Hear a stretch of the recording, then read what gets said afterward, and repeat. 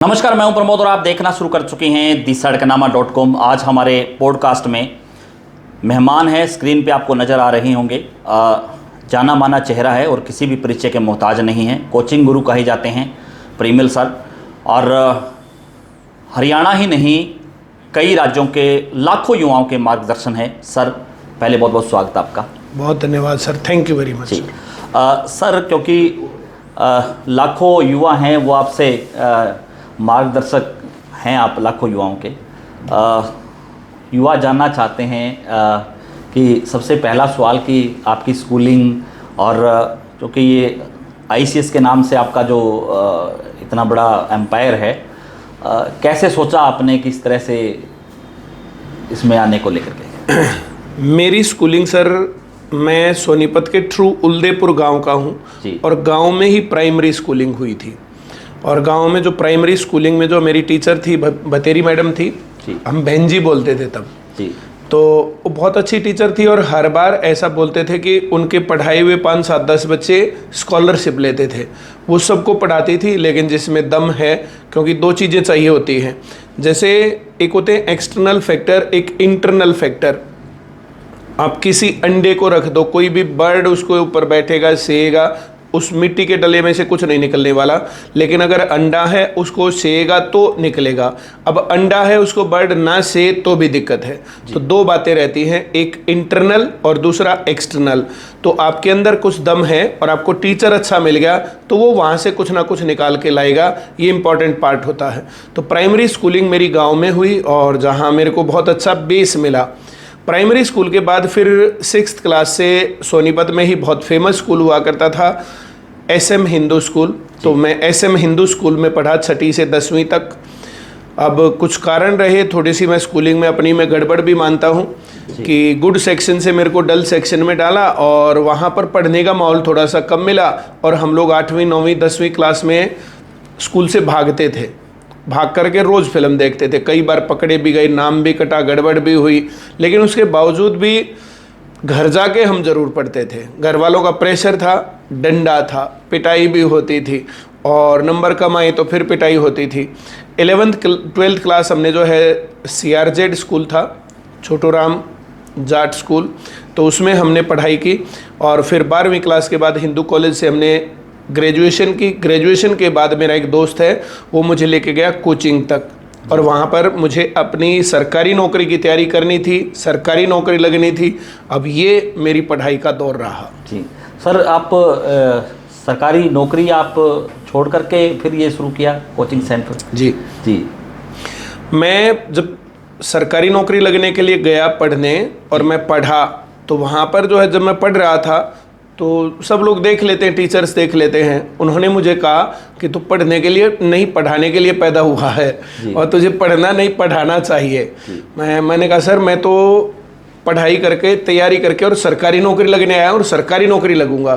तो उन्होंने कहा तू जो ना सरकारी नौकरी लग जाना, जब लगे लग जाना, तब तक पढ़ा ले, तब तक तेरा नंबर 1 खर्च निकल जाएगा, नंबर 2 जो डाउट तेरे हैं वे तो दूर होंगे ही होंगे, जो बच्चों के डाउट है तेरे वे भी दूर हो जाएंगे। तुझे क्या पता तेरा ये डाउट है कि नहीं, जब बच्चा पूछेगा तब पता चलेगा डाउट है कि नहीं है। तो सबके डाउट तेरे क्लियर हो जाएंगे, तेरी तैयारी बढ़िया हो जाएगी। और बहुत सारे बच्चे ऐसे पहले पढ़ाते हैं, वे तैयारी करते हैं और नौकरी लग जाते हैं। तुम्हें जैसा अच्छा लगे तब कर लेना, अब पढ़ा ले।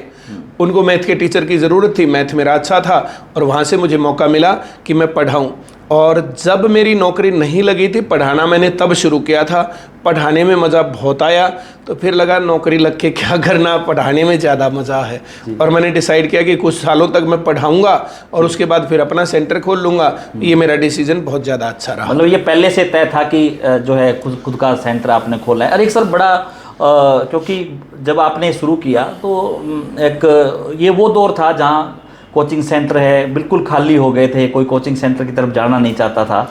और यानी अगर सरकारी नौकरी की बात करें तो हरियाणा जैसे प्रांत में ये सोचते थे कि या तो बड़ी सिफारिश चाहिए या बड़ा पैसा चाहिए, लेकिन बावजूद उसके आपने इतना बड़ा जो है ये कोचिंग सेंटर शुरू किया कि बच्चे आपके पास आएंगे, पहले आपने सोचा इसको लेकर के कि? उससे पहले कोचिंग सेंटर होते नहीं थे जी, और कोचिंग सेंटर अगर होते थे तो वो मात्र दुकान थे जी। वहां पर या तो किसी दूसरे आदमी को बिठा करके पेपर करवा दिया, या पेपर में कुछ और चीटिंग करवा दी, या पेपर पहले से लीक करवा लिया, और इन सब चीजों का मामला नहीं है तो फिर कोई ना कोई आपके पास कोई सिफारिश हो या कोई पैसे वैसे दे करके ऊपर नीचे कहीं पर, तो इस प्रकार से काम होता था।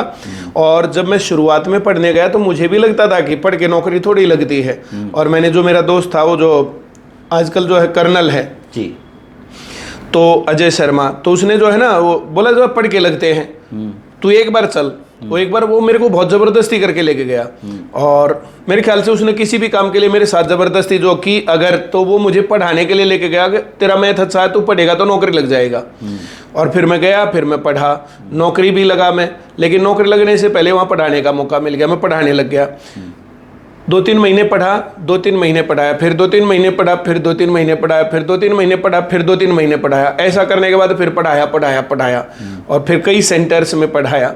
बीच में फैमिली कंडीशंस ऐसी हुई, बीच में छोड़ा भी 1-2 साल, वापस फिर पढ़ाना शुरू कर दिया और 2008 में ICS बनाया। तो सर मैं आपसे सवाल पूछ रहा था कि एक वो इस तरीके का दौर था जो हरियाणा जैसे प्रांत में सरकारी नौकरी को लेकर के जो प्रिसेप्शन लोगों के दिमाग में था कि या तो बड़ी सिफारिश चाहिए, या MLA या मंत्री या कोई इस तरीके का कोई नेता या नेता का कोई कार्यकर्ता जो ये जिम्मेदारी ले कि भाई मुझे पैसे दे दो तो मैं लगवा दूंगा, इस तरीके का था। लेकिन जब आपने सेंटर शुरू किया, बड़े बच्चे आए सेंटर्स में।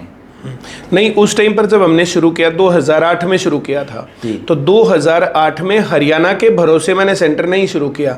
हरियाणा में उस प्रकार से भर्तियां नहीं होती थी, हरियाणा में लोग नहीं मानते थे कि पढ़ के नौकरी लग सकती है। उस टाइम पर दिल्ली पुलिस में फेयर सिलेक्शन थे, दिल्ली पुलिस का पेपर लगभग हर साल होता था। 2002 में हुआ, फिर 4 में हुआ, 5, 6, 7, 8, 9 में 2 भर्तियां हुई कॉमनवेल्थ गेम के आगे। तो बहुत गोल्डन टाइम था। थोड़े बच्चे पढ़ाई लग गए, थोड़े पढ़ाई लग गए, थोड़े पढ़ाई लग गए, तो वहां से मेरे को पता चला मैथ आया, सरकारी नौकरी लगी। अब आपके सामने वो गुड़िया आई हुई थी, तो उसने क्या कहा कि मैथ आया, सरकारी नौकरी लगी। हमने तो एक लाइन पकड़ी और मैथ को रगड़ दिया। मैथ आने के बाद फिर बाकी सब्जेक्ट भी कर लिए। तो यही बात बहुत बच्चों ने पकड़ी। और शुरुआत में जब लोग आते थे ना, तो बहुत लोग करते थे, मजाक उड़ाते थे। एक आदमी ने तो बहुत गुस्सा करके आया, ही वॉज अबाउट 55। अब हम लोग उस टाइम पर थे 30-32। आकर के वो बोर्ड लगा रखा था हमने, सरकारी नौकरी वरना पूरे पैसे वापस। गालियां देता हुआ आया नीचे से, तुम लोगों ने नाश कर दिया, देश बेच दिया, गदर मचा दिया, अब तो बोर्ड लगा करके ये काम होने लग गया। तो मैंने कहा क्या? बोला ये लगा दिया, सरकारी नौकरी वरना पूरे पैसे वापस। इसका मतलब क्या है? इसका मतलब है 5,000 रुपए लेंगे। आपके घर में कोई भी रुका हुआ बच्चा हो ना, रुका हुआ चलता नहीं, जो अच्छा पढ़ रहा है वो नहीं, इंटेलिजेंट नहीं, रुका हुआ बच्चा कोई है ना, उसको भेजो, उसको पढ़ाओ। अगर हमारे अनुसार उसने मेहनत करी और वो नौकरी नहीं लगा, तो उसके पैसे उल्टे ले जाना, 5,000 रुपए। बोला तो दिखाने की बात, अंदर अंदर लोगे, मत देना भाई। ले तो तब गए ना जब तुम दोगे, मत देना। तो इस प्रकार से बहुत सारे लोगों से जरे हुई। और फिर उसने बोला जो मैंने ऐसे सोचा, ऐसे जो सॉरी मैंने जो गलत बोला, फलानी बात, ढिकड़ारी बात। और तब से जो बहुत सारी बातें और इस प्रकार के रूमर्स बहुत चले। लेकिन तब से आज तक हम लोगों ने एक ही काम किया कि सिर्फ पढ़ के पाई जा सकती है सरकारी नौकरी। और 2009 से 14 तक तो दिल्ली की जो भर्तियां होती थी, DSSB की भर्तियां होती थी, वहां पर फेयर सिलेक्शन ज्यादा था, उसके ऊपर ज्यादा फोकस करते थे। उस टाइम पर हरियाणा में HTET शुरू हुआ। अब वो HTET शुरू होने से बहुत बच्चे आए पढ़ने के लिए। अब उसके बाद इंटरव्यू में पैसे चलते थे, लेकिन टेस्ट तो पास करने के लिए पढ़ना था। तो ये सब चीजें चली। हरियाणा पुलिस के पेपर हुए, कलर के पेपर हुए। अब बाद में इंटरव्यू में चलता था, लेकिन नीचे पेपर होने लग गया था। उससे जो है सेंटर्स को गति मिली। 2014 में जब कांग्रेस से BJP आई, माननीय मनोहर लाल जी आए, उनके साथ बहुत सारी चर्चाएं हुई। इसी प्रकार से डिस्कशन हुआ, टीवी चैनल्स होते थे डिस्कशन। और वहां मैंने कहा कि सर फेयर सिलेक्शन करवाओ, ये जो पर्ची चलती है, खर्ची चलती है, तो बिना पर्ची बिना खर्ची भर्ती होनी चाहिए। युवा अगर पढ़ के नौकरी लगेगा तो प्रदेश अपने आप तरक्की करेगा। और 2014 से आज अपने सिरसा की हालत देख लो, आप पूरे भारत की हालत देख लो, हरियाणा की हालत देख लो, कहीं पर भी जाके देख लो फेयर सिलेक्शन हो रही है। फेयर सिलेक्शन हो रही है तो पढ़ने वाले बच्चे जा रहे हैं। अब पढ़ने वाला बच्चा अगर नौकरी में है तो वो पढ़ा लिखा है, वो बना सकता कोई रिपोर्ट, वो कोई काम कर सकता है। किसी भी पढ़े लिखे बच्चे को बताओ आप ये काम करना तो कर देगा। अब जो आता नहीं किसी को, जो उसको मार ले, पीट ले, उसको ट्रांसफर कर ले, कुछ भी कर ले, उसको नौकरी से हटा दे, जब उसको आता ही नहीं, वो करेगा क्या करेगा। बिल्कुल। आपको पॉडकास्ट करना आता है तो आप पॉडकास्ट कर सकते हो। अगर आपको पॉडकास्ट करना ना आता हो, अगर आपको जो है कैमरा फ्रेंडली आप नहीं हो, तो फिर कैसे कर लोगे? आपको कुछ भी कर ले आपके साथ, आपको सूली पर लटका दे, आप पॉडकास्ट कैसे कर दोगे? पहला काम किसी भी काम के करने के लिए वो काम आना चाहिए, और आना चाहिए। ये काम 14 से चालू हुआ। आज बड़े फक्र से आप कह सकते हो किसी भी ऑफिस का ग्रुप डी भी पढ़ा लिखा है हरियाणा में, और ये असर दिखेगा आपको। ये हर जगह पर काम हो रहा है सर। बिना पर्ची बिना खर्ची एक बड़ा सरकार ने, चाहे मनोहर लाल जी की बात करें, चाहे नायब सिंह सैनी की, ये स्लोगन आपका था? ये मैंने बोला था जी, ये मैंने मांग की थी जी। ये, और ये लगातार जो है चल रहा है। अब की बार तो सरकार बिना पर्ची बिना खर्ची पर है जी। हर एक आदमी जो है, इस बात को किसी से पूछ लो, 20 सीट बता रहे थे बीजेपी की आएंगी, जितने सर्वे हैं, जितनी रिपोर्ट्स हैं, जितना जो कुछ भी है, और 60 कांग्रेस की बता रहे थे, 10 अन्य की आ रहे थे। तो ये सारे समीकरण सिर्फ 10 दिन में, 15 दिन में बदले। जब कांग्रेस ने बोला, कांग्रेस के कुछ प्रतिनिधियों ने बोला कि 50 वोट पर नौकरी मिलेगी, जब कुछ लोगों ने बोला कि तुम अपना पर्चा ले आना जिस पर रोल नंबर लिखा हो, हुड्डा साहब के पास मैं जाऊंगा और वहां से तुम्हारा सिलेक्शन लेके आऊंगा, नौकरी लेके आऊंगा। जब बात ये हुई कि तुम्हारे गांव के जितने बच्चे पहले लगे थे उसका 25% और ज्यादा लगवा दूंगा आपकी बार, जब ये बातें हुई, जब ये बातें चली कि सिल्लू ने डीएसपी लगवा देंगे, जब ये बातें चली कि 2 किले हैं, दोनों किले बेच दूंगा लेकिन अपने बच्चे को नौकरी लगवाऊंगा, वो समालका से खड़े थे, क्या नाम था उनका, धर्मपाल छोकर, उनके कोई जो कार्यकर्ता बोला धर्मूदौरा जाकर के अपने बच्चों को लगवा दूंगा।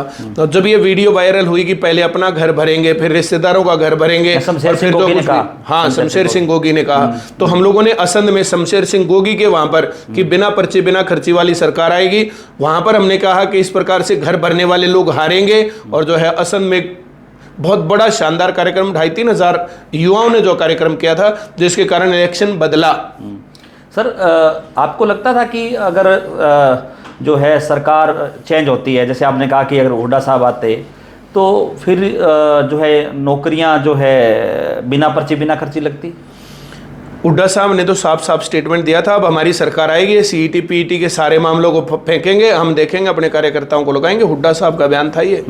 तो आप भी गए हुड्डा साहब के पास पहले कि हुड्डा साहब के पास अगर आपके पास मौका मिलता है तो आप इस तरीके से आप करेंगे? हुड्डा साहब के साथ हम लोगों ने करनाल में जो है सीईटी क्वालिफाइंग को लेकर के एक जो है, जैसे वो उनका एजेंडा था और उनकी जो है वो सोच थी, और दिव्यांशु बुद्धि राजा ने इसमें जो है बहुत फायदा उठाया युवाओं का, और हमारे युवा और स्ट्रेंथ और बाकी चीजों को दिखा करके उसने अपनी टिकट भी पक्की कर ली।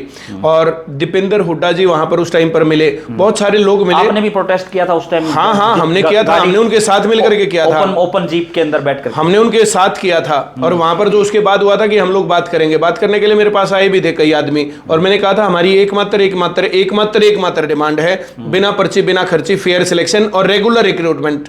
बीजेपी के साथ जो मामला चल रहा था और जो अभी जो बीजेपी सरकार में ये गड़बड़ है, रेगुलर जो है कैलेंडर जारी नहीं हुआ, रेगुलर कैलेंडर होना चाहिए। आज भी बीजेपी सरकार से हमारी मांग है, और बीजेपी सरकार से क्यों, हरियाणा सरकार से और देश की सरकार से है कि जो कोचिंग सेंटर में पढ़ने वाले बच्चे हैं, ये भी तो बहुत गरीब बच्चे हैं, इन लोगों को भी तो सुविधाएं होनी चाहिए। इनके एजुकेशन पर टैक्स है जो कि गलत है, नहीं होना चाहिए, टैक्स फ्री एजुकेशन होनी चाहिए। इनको जो है जो बस पास, तो बस पास इनको भी जैसे स्कूल के बच्चों को, कॉलेज के बच्चों को मिलता है, तो इनके बच्चों को भी जो फ्री मिलना चाहिए। कंप्यूटर सेंटर के बच्चों को भी जो है बस पास फ्री मिलता है, तो कोचिंग सेंटर के बच्चों को भी बस पास फ्री मिलना चाहिए।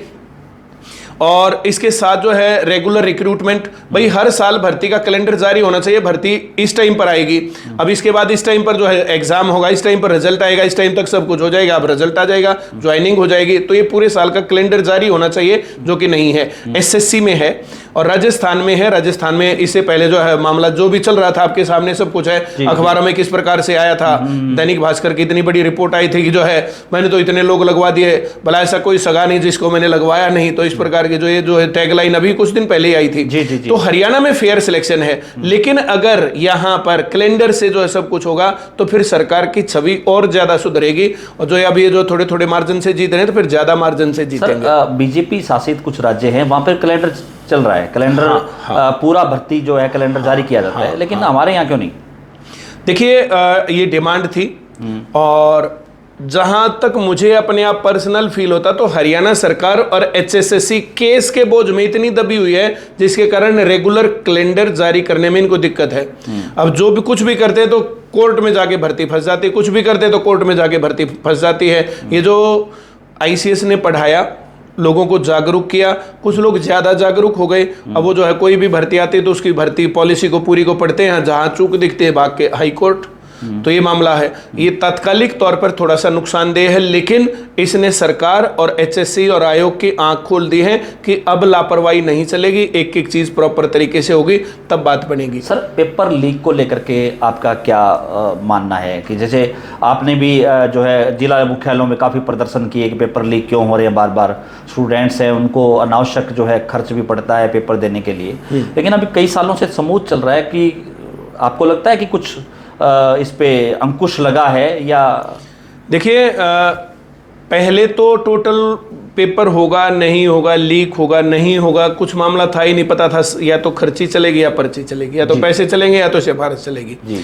फिर जो है मनोहर लाल जी की सरकार आई, अब सरकार की तरफ से हो गया कि पर्ची खर्ची नहीं चलेगी, लेकिन जो आयोग है, पेपर छापने वाले लोग हैं और बीच में जो एजेंसी हैं, जो इन्वॉल्व बहुत सारे लोग हैं, वे बीच में पेपर को लीक करते थे हरियाणा में।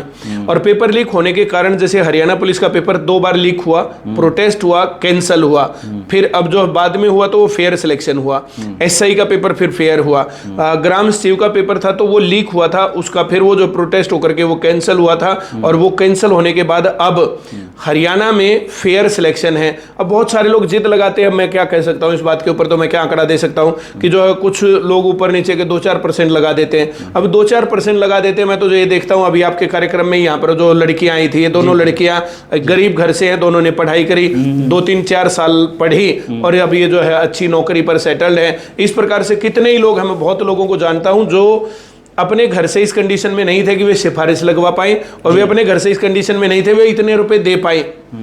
अब उस लड़की ने क्या कहा कि मैं फीस भी कितनी, जितनी सर ने मांगी उससे तो मैंने हमेशा ही कम दी, अब जो कुछ भी हुआ मैं तो सर के टच में रही हमेशा, ये बात वो बात, और मैं फाइनली सिलेक्टेड हूँ। 1 महीने की सैलरी ज्यादा है और टोटल पढ़ाई का खर्च आईसीएस में सरकारी नौकरी की तैयारी का वो कम है, और ये हर एक बच्चा इस बात को फील करता है। तो आईसीएस ने बहुत सस्ती फीस दी है। और आज जो ना मैं आपको बताता हूँ, और सरकार तक अगर ये बात पहुंचती है कभी भी, इस क्लिपिंग को आप देना, बच्चों का घर से सेंटर तक आने जाने का किराया ज्यादा है और पढ़ाने की फीस कम है। अगर सरकार टैक्स फ्री एजुकेशन करे तो हम आधी फीस पर पढ़ाएंगे, जो आज हमारी फीस है इससे आधी फीस, क्योंकि आधा पैसा टैक्स में जाता है। दूसरे नंबर पर उससे गरीब बच्चे भी पढ़ पाएंगे। सिर्फ अमीरों की बपौती नहीं है शिक्षा, सिर्फ अमीरों का अधिकार नहीं है रोजगार पर। तो आज जो सरकार ने किया, बहुत गरीब बच्चे भी पढ़ रहे हैं, लेकिन उसके बाद जो लोग रह गए नीचे तो वे भी पढ़ पाएंगे। और दूसरे नंबर पर आने जाने की फ्री बस पास फैसिलिटी अगर दे सरकार, तो हरियाणा का कायाकल्प हो जाएगा। अगले 10 साल में इनको 5 किलो अनाज नहीं देना पड़ेगा। फिर हर एक गरीब बच्चा पढ़ के नौकरी लग जाएगा। आईसीएस इस कंडीशन पर है आज। अगर सरकार थोड़ा सपोर्ट करे तो 10 साल बाद किसी को 5 किलो अनाज नहीं देना पड़ेगा। 10 साल बाद हरियाणा में बेरोजगारी नहीं रहेगी। यानी कि आप पहले सरकारी नौकरी की गारंटी लेते हैं, अब ये गारंटी भी आप ले रहे हैं। जी मेरी गारंटी में दम होता है, मेरी गारंटी आज तक फेल नहीं गई है। सरकार इतना साथ दे, बच्चों को पढ़ाने दे, टेक्नोलॉजी है आज दूर दराज के क्षेत्रों तक जो आवाज जा रही है, तो 5 साल बाद 10 साल बाद यहाँ अब जो पहली क्लास में, दूसरी क्लास में, तीसरी क्लास में बच्चे चल रहे हैं, इन बच्चों के जब ये बड़े हो जाएंगे तो उसके बाद किसी को 5 किलो अनाज नहीं देना पड़ेगा, 1 किलो तेल नहीं देना पड़ेगा, इनको सब्सिडी के सिलेंडर नहीं देने पड़ेंगे, इनको लड़कियों के लिए, महिलाओं के लिए जो योजनाएं चलाते हैं, कभी 2100 रुपए की, कभी 5100 रुपए की, ये नहीं चलानी पड़ेंगी। हर एक बच्चे को इस काबिल बनाया जा सकता है जो अपने दम पर अपना काम कर सकता है। सबको सरकारी नौकरी जरूरत थोड़ी है। अगर बच्चे को सही से पढ़ाया जाए, हम सरकारी नौकरी लगवा सकते हैं, तो क्या इस लायक नहीं बना सकते कि वो 15, 20, 25, 30 हजार रुपए की सैलरी ले ले और वो काम कर ले। हम स्किल्स देने को तैयार हैं। सरकार बहुत सारे जो है स्किल्स चलाती है, फिर वही कहेंगे कि सरकार की बुराई, लेकिन उन स्किल्स के इतने पैसा खर्च होने के बाद रिजल्ट क्या है? और आईसीएस अपने दम पर फंड्स उगा रहा है, अपने दम पर सब कुछ कर रहा है, गरीब बच्चों को पढ़ा रहा है, बच्चों का कितना प्यार हमें मिलता है और इस कारण से कितने लोग नौकरी भी लगते हैं। उसी रास्ते पर हम तैयार हैं कि स्कूल की पढ़ाई, स्किल्स की पढ़ाई, सरकारी नौकरी की पढ़ाई प्रॉपर तरीके से अगर सरकार चाहे तो हम लोग करने को तैयार है और करेंगे इसको 2 दिन आगे पीछे। सर आपने बताया कि जैसे चुनाव से ठीक पहले जैसे नेताओं के जो बयान आए उस पर आपने और आपकी पूरी टीम जो है अलग अलग जगहों पर जा करके लोगों को आपने जागरूक भी किया कि अगर ऐसे हो जाएगा तो बच्चे हैं वो नौकरी नहीं लग पाएंगे, फिर वही सिस्टम शुरू हो जाएगा। तो आपको दूसरी पार्टियों ने आपको कहा नहीं कि ये आप ये कर रहे हो, आप राजनीति में आ जाओ? कभी आपका है कोई मूड कोई राजनीति में? आप अच्छा बोल लेते हैं, आप अच्छे वक्ता हैं, मेरी जो फैन फॉलोइंग आपकी है, लाखों बच्चे आपने सरकारी नौकरी लगवा दिए। मेरी जो है ना वो वीडियो वायरल चलती है जी कि अगर सरकार टैक्स फ्री एजुकेशन नहीं करेगी तो मैं सड़कों पर उतरूंगा, मैं यात्रा निकालूंगा, मुझे इलेक्शन नहीं लड़ना लेकिन मैं सड़कों पर जरूर उतर जाऊंगा। आज भी मेरे मन में यह है कि मुझे इलेक्शन नहीं लड़ना। जागरूकता एक बड़ा काम है, पढ़ाई एक बड़ा काम है, और टीचर की वैल्यू किसी भी नेता से ज्यादा होती है। जब कहीं पर भी दो चीजें होती ना, बराबर कद के लोग जब होते हैं तो एक टीचर और एक नेता, तो टीचर के पैर ज्यादा छुए जाते हैं। कभी आपको कुछ पार्टी ने ऑफर किया हो कि आप यहाँ से लड़ लो, आप यहाँ से लड़ लो? ये देखो जो है बहुत सारी चीजें अंदर की बातें होती, किसने ऑफर किया नहीं किया, क्या हुआ क्या नहीं हुआ। एज ऑफ नाउ मेरा मूड है कि मैं इलेक्शन ना लड़ूं और मैं एक शिक्षक बना रहूं, अच्छे तरीके से बच्चों को पढ़ाऊं, मार्गदर्शन दूं। अब हमने पीटीएम शुरू की है, बच्चों को तो हम पढ़ा ही रहे हैं, साथ में पेरेंट्स को भी भाई अब जो देखो ये घरों में गड़बड़ होती है, ऐसा ऐसा होता है, ये बात वो बात, वो सोशल मीडिया पर हमारी पीटीएम और ये सब चीज़ें खूब मिलती हैं। और हम जो है लगातार जारी है, हमारा प्रयास जारी है। आपको ये पता कि आपके पास ग्राउंड रियलिटी है कि बच्चे तो चलो प्यार करते हैं, बच्चे के माँ बाप भी हमें प्यार करते हैं, घर में बुलाना चाहते हैं, इज्जत देना चाहते हैं। और हमें क्या चाहिए और मेरे से बदले में क्या चाहते हैं? मेरे से बदले में कुछ भी तो नहीं। किसी नेता को बुलाएंगे, अफसर को बुलाएंगे, बाकी लोगों को बुलाएंगे, कुछ ना कुछ काम निकलवाएंगे। मैं क्या काम निकालूंगा उनका? मैंने जो निकालना था वो निकाल दिया, बच्चा पढ़ाना था, कामयाब करना था, नौकरी लगवाना था, लगवा दिया। अब मेरे से क्या चाहते हैं? कुछ भी नहीं, इज्जत देना चाहते हैं बस। उस इज्जत का मामला सारा है। परिमल सर नेता भी नहीं है, अभिनेता भी नहीं है, लेकिन फैन फॉलोइंग उनकी खूब है। हमारे ऑफिस आए, वहाँ पे भी जो पंचायत सेक्रेटरी लगी हुई लड़कियाँ हैं वो यहाँ पे पहुँच गई, आपको केक खिला करके गई। कहीं ना कहीं एक सुकून जरूर मिलता होगा कि ऐसे जो परिवार, ऐसे जो कभी सरकारी नौकरी का सपना तक देख नहीं पाते थे कि क्या कभी हमारे घर में भी सरकारी नौकरी लगेगी। मैं दो बातें बोलूँगा इस पर। एक बात तो विनोद जी हैं सिरसा ब्रांच में, सब कुछ मैनेज करते हैं, मेरे मामा के लड़के जी। एक दिन बहुत इमोशनल हो गया, उसका फ़ोन आया, सर 4-5 बच्चे आए, नौकरी लगे हुए थे, मिठाई दे करके पैर छू करके गए, बहुत थैंक यू करके गए, सर मुझे अपना जीवन सफल लगा। अगला सवाल फिर ये था उनका, अगला सवाल ये था कि आपको कैसा लगता है जब हजारों की संख्या में, लाखों की संख्या में आपके पास बच्चे आते हैं सिलेक्ट होकर के? मैंने कहा मुझे भी उतना ही अच्छा लगता है, जितना तुम्हें अच्छा लगा उतना ही अच्छा मुझे भी लगा। और ये तो भाई जितने ज़्यादा स्टूडेंट्स होंगे उतना ज़्यादा और ज़्यादा अच्छा लगता है। तो बहुत अच्छा लगता है सर, फील प्राउड, अपने ऊपर घमंड होता है, गर्व होता है, लगता है कि जो डिसीजंस लिए लाइफ के वो बहुत बढ़िया थे और हमने बहुत अच्छा काम किया। ये एक बात है।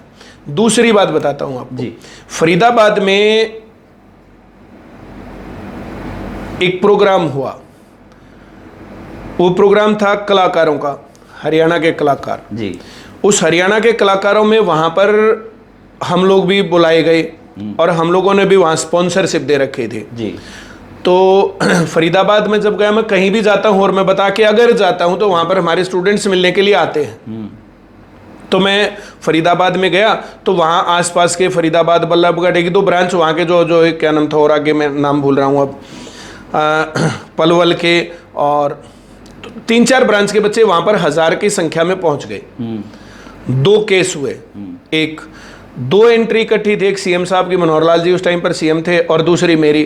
तो सीएम साहब तो ऐसे है टू टू टू जो भी उनका, पर मेरी एंट्री जो थी वो डम डम डम डम, ढोल नगाड़े फूल माला ये सब चीजें हो रही थी। तो 2 एंट्री एक साथ, तो ये सीन था। एक नेता और टीचर में ये डिफरेंस है। रात को 9 बजे की घटना है। फिर अंदर जो कार्यक्रम हुआ, अब अंदर कार्यक्रम हुआ, कभी जो है किसी कलाकार को बुलाया गया, कभी किसी कलाकार को, हर कलाकार के फैन होते हैं, उनके ऊपर तालियां और हुटिंग होती जी। फिर जो है इस कार्यक्रम को प्रायोजित आयोजित किया गया फलाने ने, ढकड़े ने, मुकड़े ने, और आईसीएस कोचिंग सेंटर ने, तो जो आईसीएस कोचिंग सेंटर ने किलकी इतनी मारी कि उस एंकर को 5 मिनट तक आईसीएस पर ही बोलना पड़ा, तब तक जो किलकी चलती रही। अब सब लोग देख रहे हैं भाई आईसीएस क्या है, क्योंकि कलाकारों का पढ़ने लिखने का वो होता नहीं ना भाई, आईसीएस का क्या है मामला, कुछ भी नहीं। अब उसके बाद एक बार फिर जो है ऊपर जो है फेलिसिटेशन के लिए बुलाया गया, सीएम साहब वहां पर थे। एक कार्यक्रम और बीच में बुलाया गया, तो जो उस टाइम पर जो है ये यशपाल शर्मा जी स्टेज पर थे। तो जब मैं वहां से वापस उतर रहा था तो यशपाल शर्मा ने मेरे से एक सवाल पूछा, बोला भाई तन्ने के रखा जो इतनी फैन फॉलोइंग है। तो वो डायलॉग मेरा जो मैं क्लास में बोला था और वो जो काट करके बहुत वायरल हुआ था कि मैंने इन बच्चों के लिए पसीना बहा रखा और जरूरत पड़ी तो खून बहा दूंगा। इस कारण से मैं जहां जाता हूं वहां पर ये फैन फॉलोइंग इस प्रकार से आती है, ये कूदे रहते हैं, और जो भी गलत और सही जो कुछ भी होता है तो उस बात को मैं उठाता हूं, चाहे जो भी जरिया रहे, जो भी तरीका हो, वो मैंने जो है उठाया है। और इन बच्चों ने बहुत साथ दिया है, हर कदम पर, हर जगह पर मेरे आगे खड़े हुए हैं। इस कारण से जितनी डिमांड्स आज तक हम लोगों ने की हैं उतनी पूरी भी हुई हैं, और कुछ डिमांड्स हैं, आप जो है देखिए बस पास फ्री करना कोचिंग के बच्चों के लिए, तो एक चैलेंज है सरकार के सामने। कोई कोचिंग सेंटर खोलेगा और बस पास फ्री बनाने की वो चला देगा, तो सरकार कैसे रोकेगी? बच्चे ये सोचते हैं कि जो है परिमल सर है वो हमारी सरकारी नौकरी तो लगवाएंगे और हमारे मुद्दे हैं वो भी उठाएंगे, सड़क से लेके संसद तक। हाँ, मतलब सड़क से संसद तक। जी। इन बातों के जिक्र होते हैं, डिस्कशन होते हैं, बातचीत होती है, और उनके ऊपर जैसे सरकार कई बार, ये मुझे पता है, कई बार बस पास के ऊपर डिस्कस कर चुकी है, कई बार टैक्स फ्री एजुकेशन के ऊपर डिस्कस कर चुकी है। पर सरकार चलाने के लिए बहुत सारी चीजें चाहिए, फंड्स, रेवेन्यू और कुछ, और कोई भी योजना बोलने से पहले उसकी प्रैक्टिकलिटी भी देखनी पड़ती है। अब कोई भी आदमी दुकान खोल करके कोचिंग सेंटर बस पास फ्री बांटने लग जाएगा तो फिर उनके सामने ये है कि फिल्टर कैसे करें, कौन फेक है कौन सही है, फिजिबिलिटी चेक करते हैं। तो उसके ऊपर जो थोड़ी थोड़ी बातचीत है, इसके कारण उम्मीद है जल्दी जो इतनी डिमांड्स हैं इसको भी पूरा करवाएंगे। परिमल सर तो लोगों के प्रिय हैं ही, और बबीता मैम भी कहीं किसी भी जो है एंगल से कम नहीं है कि वो ज्यादा है सर, ज्यादा, यानी कि जो खास करके जो लड़कियां सरकारी नौकरी जो लगती हैं, और कुछ ऐसे भी मैंने परिवारों की कुछ स्टोरी जैसे की है कि उनके परिवार में भी कुछ महिलाएं मेरे को यहाँ बोली, बागड़ी में भी बताऊंगा वो बात में, कि बेटा मैडम तो यहाँ बोला है बोलती रहे, मतलब बहुत अच्छी तरीके से। और आपकी धर्मपत्नी भी हैं, काफी लोग इस बात को भी नहीं जानते होंगे। जी। तो सर ये शादी आपकी कोचिंग मैडम है वो शादी के बाद पढ़ाना शुरू किया, या पहले आपकी लव मैरिज है या अरेंज मैरिज है, क्या कहें? सर हम लोग इकट्ठे पढ़ते थे जी। इकट्ठे पढ़ने के दौरान 2008 में दिल्ली में पढ़ते ना, 2005 में दिल्ली में पढ़ते थे जी। तो हमारी 2 महीने कोचिंग इकट्ठी थी। जब हम वहाँ पढ़ रहे थे तो पढ़ने के दौरान हम लोगों की बातचीत करीब आना, और फिर वहाँ से लव मैरिज आप इसको कह सकते हो, हमारी शादी हुई। 2008 में हमने सेंटर खोला। उससे पहले मैं अलग अलग सेंटर्स में कभी कहीं पढ़ा दिया, कभी कहीं पढ़ा दिया, कभी कहीं पढ़ा दिया, इस प्रकार से पढ़ाया। तो कहानी ये है। और फिर 2008 में फिर मैंने सेंटर खोला, वो गवर्नमेंट जॉब में थी। और जब 2008 में पढ़ाने के बाद 2-3 साल तक गर्मी की छुट्टियों में, छुट्टी के बाद थोड़ा बहुत असिस्ट करती थी। 2015 में जब ब्रांचेज हो गई थी, सारा काम हो गया था, तो उन्होंने जॉब छोड़ी, और जॉब छोड़ने के बाद अब आप देख रहे हो जी। तो उन्होंने कभी आपको कहा नहीं कि मेरी सरकारी नौकरी है और मैं सरकारी नौकरी छोड़ दूं, कल को कोई किसी तरह की, हमेशा कहती थी, तो कोरोना जैसा कोई काल आ जाए, लड़ती भी थी। कोरोना का काल तब तक तो आया नहीं था, उस प्रकार से नहीं था, पर सब लोग समझाते थे। और वो जो है, जैसे मैं तो उसको शुरुआत से ही कह रहा था, 2008 से ही कह रहा था उसको छोड़, यहाँ पर आकर के काम कर। लेकिन जब तक जो वो स्टेबिलिटी नहीं होती है, तब तक जो हर एक आदमी के मन में डर रहता है। 2008 से 2015 तक रोज का यही तो काम था। मैं कहता था जॉब छोड़ दे, और वो कहती थी नहीं छोड़ूंगी। तो आखिरकार जो है उनको छोड़नी पड़ी। हाँ, उस दिन जिस दिन छोड़ी थी उस दिन भी हमारी कोई खास प्लानिंग नहीं थी। हम लोगों को दिल्ली किसी काम से जाना था, हम गाड़ी में जा रहे थे। दिल्ली के रास्ते में उनका जो स्कूल पड़ता था, मैंने कहा आज तो दे ही दे तू रेजिग्नेशन। तो हम रेजिग्नेशन ऐसे देने गए जैसे लोग जो है सीएल की एप्लीकेशन देते हैं ना, भाई छुट्टी दे दो 2 दिन की, 1 दिन की, तो भाई जॉब छोड़ रहे हैं ऐसे जो है। तो सारा जो है पहले प्रिंसिपल को हमने वो दिया, तो वो शॉक हो गई एकदम से। उसने बाकी लोगों को बुलाया और इमोशनल सा माहौल बनाया, ऐसे जॉब थोड़ी छोड़ते हैं, ये करते हैं वो करते हैं, तुम लोग तो। कुछ लोग मजाक उड़ा रहे, बोले हाँ ड्रामा कर रहे हैं, बस उस दिन नौकरी छोड़ दी। और वो उस दिन हम जो है दे करके आए थे, उस दिन के बाद जॉब नहीं की। जी। तो उसके बाद जॉब नहीं की, लेकिन जो है मैडम ने कभी आपको ये कहा हो कि मैं जॉब छोड़ रही हूँ, कल को अगर कोई फिर आपने गाड़ी भी गिफ्ट की उनको। देखो गाड़ी गिफ्ट करना तो जो है उन्होंने क्या करना था वो तो मुझे ही चलानी थी। ये तो बहुत सारे लोग बोलते हैं बोला गिफ्ट करके अपने आप ही तो चला रहे उसको क्या गाड़ी गिफ्ट करना इतनी बात नहीं, पर जो है जैसे फाइनेंशियल उस हिसाब से भी देखें तो जितना गवर्नमेंट जॉब में पूरी उम्र में कमाते उतना तो जो है हम लोगों ने अर्न कर ही लिया था, तब भी कर लिया था। और ऐसी बात नहीं है कि भाई फाइनेंशियल जो है जितना पैसा हम कमाएंगे उस हिसाब से, पर वो कहती तो अब भी रहती है। जब वो लड़ती है मेरे से तो लड़ते टाइम जो फिर मैंने तो आपके लिए जॉब छोड़ रखी है माँ तू अपना अब भी तो जो है, पहले तू बबीता त्यागी थी, अब जो तू बबीता मैडम है हर जगह पर, तो इस तरह जो इतनी फैन फॉलोइंग पूरे देश में कहीं पर भी जाओ तो कौन उनको नहीं जानता। इतना ओपन वहाँ स्कूल में रहते नहीं कर पाते। जी सर, वैसे तो अगर कुछ चीज़ें पर्सनली डिस्कस की जाए तो मुझे फ्री टाइम कम ही मिलता है फ्री रहना मेरी आदत नहीं है, मैं ज़्यादा बोर होता हूँ। थोड़ी देर पढ़ता हूँ, थोड़ी देर बच्चों से बातचीत करता हूँ, थोड़ी देर अपने दोस्तों में चला जाता हूँ थोड़ी देर के लिए, जितना टाइम मिलता है। फिर जो है ना, जैसे मैं ये मानता हूँ जैसे सोनीपत से मैं सिरसा आया तो ये मेरा फ्री टाइम है, इसमें मुझे मस्ती करने, गाने सुनूंगा, कभी कुछ करूंगा, किसी से बात करने, जो कुछ भी करूंगा तो ये ऐसे मैं करता हूँ। जी जी। तो बाकी जैसे फिल्में देखना आपके, क्योंकि मैंने बहुत फिल्में देखी क्लास से, जब क्लास से चलती है तो बीच बीच में हम डायलॉग बोलते रहते हैं कि दिल वाले दुल्हनिया ले जाएंगे कि सिमरन और इस तरीके से ना, मैंने भी देखी वीडियोस कुछ। वो जो है ना जैसे जो है एंटरटेनमेंट हो जाते हैं बच्चे थोड़ा बहुत। हाँ, जब जो है जैसे मैं स्कूल में होता था ना, मैंने बताया था 8वीं क्लास से 10वीं क्लास तक और इवन 12वीं क्लास तक मैंने बहुत फिल्में देखी। जितनी सोनीपत में लगती थी मैंने कोई नहीं छोड़ी, जो इंटरेस्टिंग होती थी 2 बार 3 बार 4 बार भी देखी, कई बार पिटा भी, पर मैंने फिल्में बहुत देखी। उसके बाद जब मौका मिला तब देखी, अब तो काफी दिन हो गए, अब तो बच्चे जिद करके लेके जाते हैं तब देखता हूँ। जी जी। तो आप डायलॉग भी बोलते हैं, बच्चों को एंटरटेन तो हो जाते होंगे बच्चे। देखो डायलॉग जैसे पढ़ाई करके थोड़ा सा एंटरटेन करने के लिए मैं डायलॉग नहीं बोलता, मैं कुछ सिखाने के लिए डायलॉग बोलता हूँ। जी, मैं बोलता हूँ डायलॉग जैसे किसी चीज से अगर बच्चे सीख रहे हैं तो वो मैं सारा काम करता हूँ। बाकी आप खाना खुना बना लेते हैं सारे? हाँ, मैं सारे तो नहीं पर मैं बना लेता हूँ, अच्छा खाना बनाता हूँ मैं। और क्या क्या शौक है सर आपके? सर गाने सुनना, फिल्में देखना, घूमना, किताबें पढ़ना, दोस्तों के साथ बैठ करके मटर गश्ती करना, ये मेरे शौक है। जी। राजनीति की बात करें तो आपने बड़ी, क्योंकि लंबा आपका एक्सपीरियंस है, बड़ी सरकारें आपने देखी, राज में आप कितना फर्क मानते हैं अगर कई सरकारों की बात करें और इस सरकार? सारा ही फर्क है साहब जी, सारा ही फर्क है।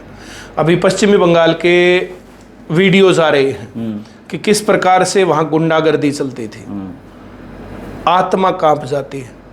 और एक वीडियो मैंने कल परसों अपने चैनल पर डाली थी, उसमें जो है कि वहाँ टीएमसी के गुंडे, टीएमसी के विधायक, फलाना ये वो, कोई घर में जो है शादी हुई है, नई दुल्हन आई है तो बोला जो है दुल्हन तुम्हारे ठीक है पर इसको 2 दिन के लिए हमारे पास भेज दो, 1 दिन के लिए भेज दो। इस प्रकार से जैसे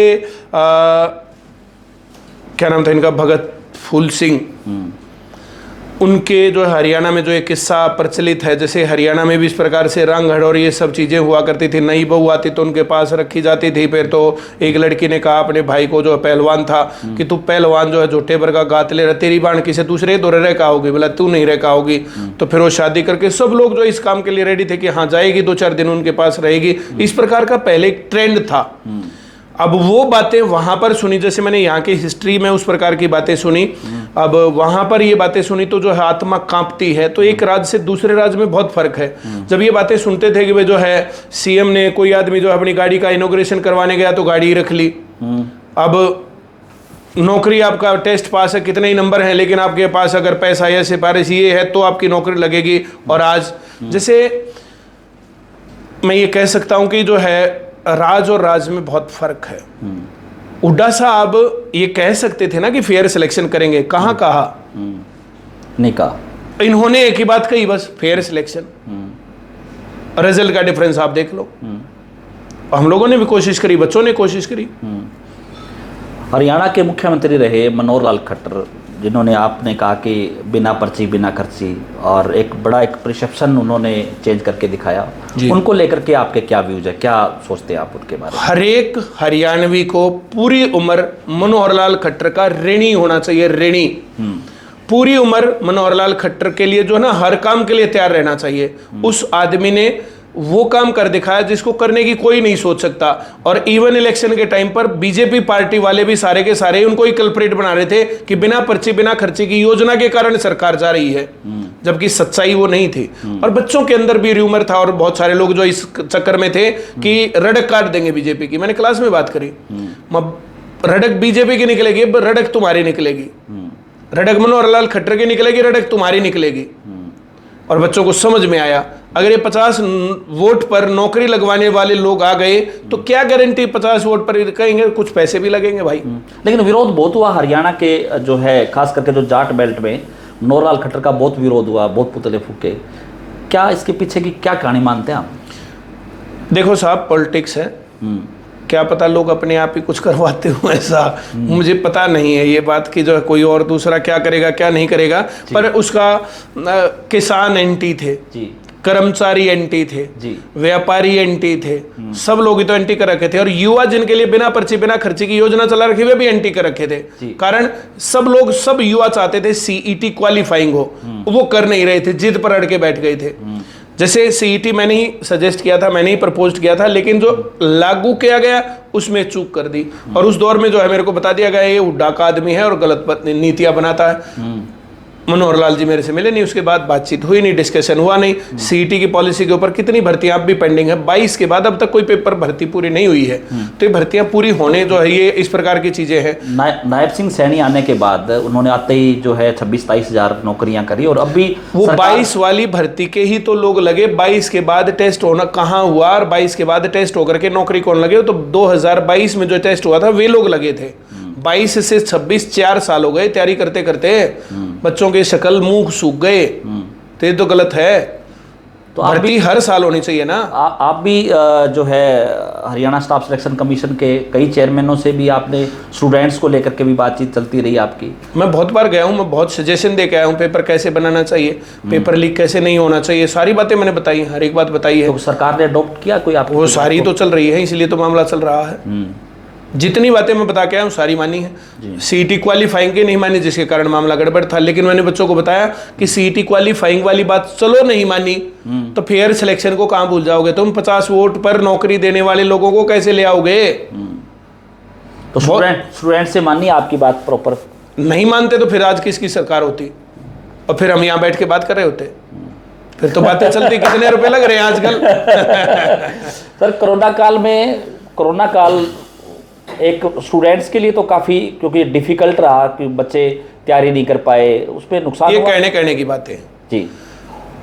कोरोना काल में आईसीएस के स्टूडेंट्स के पास बिल्कुल टाइम नहीं था, सुबह क्लास चालू होती और रात तक। मैंने सबको कह रहा था, जितने मेरे फॉलोअर थे मैंने सबको कह रखा था टीवी नहीं देखना, अखबार नहीं देखना, कहाँ क्या हो रहा है ये नहीं देखना, अपने घर को अपने परिवार वालों को ये बातें सुनाते रहो, मेरी क्लास दिखाते रहो। और बीच में चुटकुले भी चलेंगे, डायलॉग भी चलेंगे, सवाल भी चलेंगे, पढ़ाई भी चलेगी।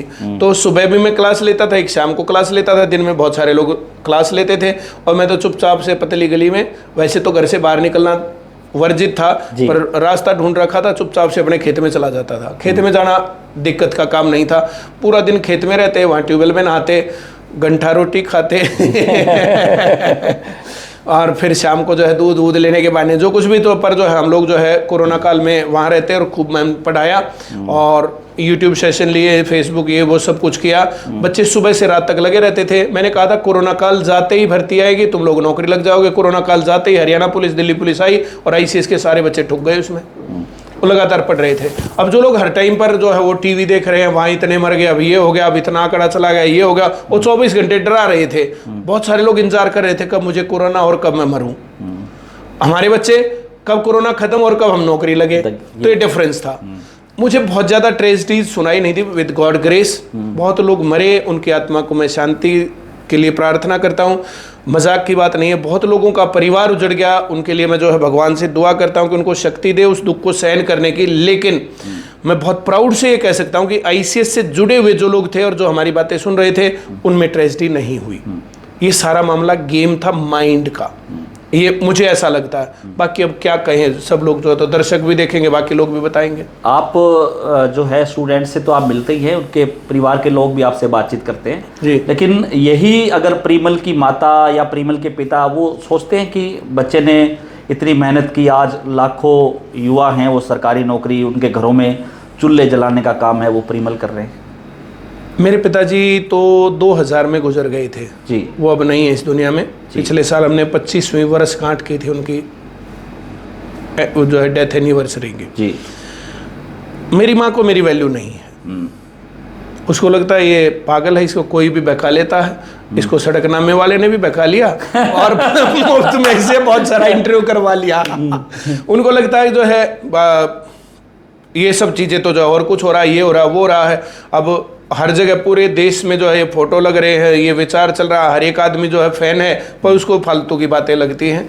मेरी माँ ने मेरी वैल्यू की कभी कदर नहीं की। मैंने पूरी उम्र जितने पैसे कमाए सारे पैसे कमा करके अपनी माँ को दिए, लेकिन मैं वो आदमी जिसको उसकी माँ ने ठग लिया। ये मेरा दुखद पहलू है साहब जी। तो बाकी सर वैसे तो आप गारंटी लेते हैं कि आपके पास अगर बच्चा आएगा तो आप नौकरी लगा देंगे, लेकिन फिर भी कुछ बच्चे रह जाते हैं, उनको आप क्या कहना चाहेंगे कि वो किस तरह से मेहनत करे? देखो, घर वाले लोग जो है नहीं पढ़ने देते, कई बार बच्चों को ही लगता है। अब बहुत बार ये लगता है कि जो बातें हम बता रहे हैं तो उनको लगता है कि ये जो अपने फायदे और पैसे के लिए कर रहे हैं। मैं ये कहता हूँ जिस बच्चे ने तैयारी शुरू कर दी, सिलेक्शन तक पढ़ना है। अब सिलेक्शन तक पढ़ने में कोई कमजोर बच्चा उसको टाइम ज्यादा लगेगा, कोई अच्छा बच्चा उसको टाइम कम लगेगा। अब टाइम कितना लग रहा है इसके ऊपर डिपेंड भी करता है कि जो है सीईटी की जो पिछले साल जुलाई में पेपर हुआ, सीईटी अब पेपर हो ही नहीं रहा। अब सीईटी वाला पेपर जुलाई में करके अक्टूबर में मेंस करवा के नवंबर में ज्वाइनिंग दे देते तो उनको नौकरी मिल जाती। अभी मेंस कब होगा पता ही नहीं है। तो ये सिर्फ तैयारी पर डिपेंड नहीं करता ना, गवर्नमेंट पॉलिसीज पर भी डिपेंड करता है। अब दिल्ली पुलिस का पेपर था तो दिल्ली पुलिस का पेपर ऑनलाइन था और कितने ज्यादा केसेस हैं हैक हुआ। अब पेपर जो उसका रिजल्ट भी पेंडिंग है। अब कितनी शिकायत हुई, कितने टीचर्स ने प्रोटेस्ट किया, बच्चों ने प्रोटेस्ट किया, उसके ऊपर संज्ञान में भी लिया गया, लेकिन उसके बावजूद भी वो काम नहीं हो पाया। जिस प्रकार से हरियाणा में हो रहा वैसे नहीं हुआ। एसएससी के पेपरों में उस प्रकार से नहीं कह सकते कि 100% फेयर है, कुछ कुछ गड़बड़ है। तो ये थोड़ा सा फर्क है। अब डिपेंड करता है गवर्नमेंट की पॉलिसीज के ऊपर भी कि जल्दी नौकरी लगेगी या बीच में। तो बीच में जो छोड़ के जाएंगे उनको मैं क्या बोलूं। वो जितने दिन आईसीएस में कोई आया, 2 दिन आया तो 2 दिन सीख गया, 10 दिन आया तो 10 दिन सीख गया, 20 दिन आया तो 20 दिन सीख गया, 1 साल आया तो 1 साल सीख गया, 2-3 साल पढ़ा तो नौकरी भी लग जाता। जी सर, वैसे तो आप सिरसा, आपसे कोई जो है अछूता नहीं है क्योंकि आप यहाँ पे लगातार आते रहते हैं कोई कार्यक्रमों में, लेकिन हमारे यहाँ सिरसा में पंजाब की सीमा और राजस्थान की सीमा साथ लगती है। नशे का बहुत बड़ा है और युवा हैं वो लगातार जो है चपेट में भी आ रहे हैं, डेथ भी बहुत हो रही है।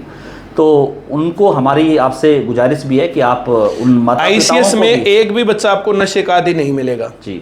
हम बच्चों को नशे से दूर रहने की आदत, सबसे पहला काम आते ही मैं करता हूँ नशे से दूर रहना, ये शपथ दिलवाता हूँ। दूसरा काम अपराध से दूर रहना है जी। तीसरा काम लड़के और लड़कियों के जो एक गलत संबंध होते हैं ना, तो इनसे दूर रहने की मैं जो है शपथ दिलवाता हूँ बच्चों को भी, ये गलत काम नहीं करने। फिर पढ़ने पर ध्यान देना, माँ बाप की बातें सुननी है। बहुत बार माँ बाप की बातें और बच्चों की बातें मैच नहीं करती, लेकिन माँ बाप की बातें सुनो, अपनी बातें रखो। नहीं मान रहे तो फिर माँ बाप की चलेगी। कमा माँ बाप रहा, तुम थोड़ी कमा रहे हो। जब तुम कमाने लगो तब तुम अपनी चलाना, तब तक या तो माँ बाप को कन्विंस करो या माँ बाप के अनुसार चलो। ये बातें मैं बोलता हूँ। अब जो लोग आईसीएस में नहीं पहुंचते हैं, जो लोग जो है भाई आईसीएस से दूर रहते हैं, वो बाकी एजुकेशनल इंस्टीट्यूट्स है, सभी लोग अच्छा काम कर रहे हैं। मैं तो सभी को कहूँगा भाई नशे से दूर रहो। एजुकेशनल इंस्टीट्यूट्स को, प्रिंसिपल्स को, टीचर्स को, सबको मैं रिक्वेस्ट करूंगा कि बच्चों को नशे से होने वाली हानियों के बारे में प्रॉपर बताएं। और फिर भी किसी को रिस्क लगता तो आईसीएस हर जगह पर है, आईसीएस में अपने बच्चों को भेजिए, पढ़ाइए, नौकरी लगवाइए, नशे से दूर रखिए, अपराध से दूर रखिए। इतनी सी बात है जी। धन्यवाद। हमारे साथ जुड़े कोचिंग गुरु परिमल सर, और लंबी बातचीत की पॉडकास्ट में तमाम सवालों के बेबाकी से इन्होंने जवाब दिए। और इस पॉडकास्ट आपको कैसा लगा आप हमें कमेंट में ज़रूर लिखिएगा। ज़्यादा से ज़्यादा इस वीडियो को आप शेयर जरूर कर दीजिए ताकि तमाम लोगों तक ये जानकारी पहुँचे। बहुत बहुत शुक्रिया।